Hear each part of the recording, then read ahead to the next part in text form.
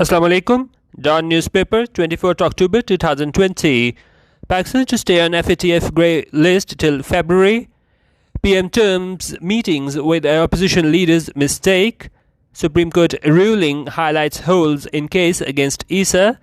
NCOC worried as COVID-19 cases continue to multiply. Conditions not conducive for talks with India, says Qureshi. PDM urged to postpone Quetta rally. Now moving towards international news.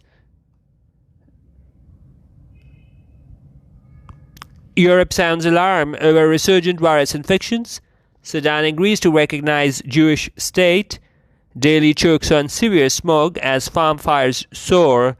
Croatia accused of brutality, sexual abuse against migrants. Hitler's speeches sell at Munich auction despite objections. Now towards sports news.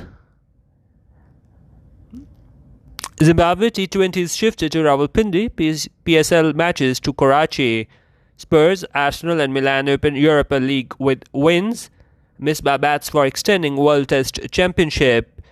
Ramiz favors change in a Test captaincy. Backs Rizwan as skipper.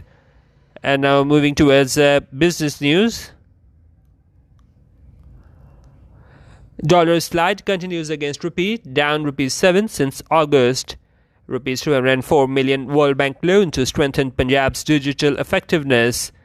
In Faiz Issa case, Supreme Court gives clarity on definition of money laundering. $129 million saved as local polls prediction rises. New WeBock module to facilitate TIR cargo movement. PPL earns rupees 14.3 billion. Stocks closed flat on FATF decision.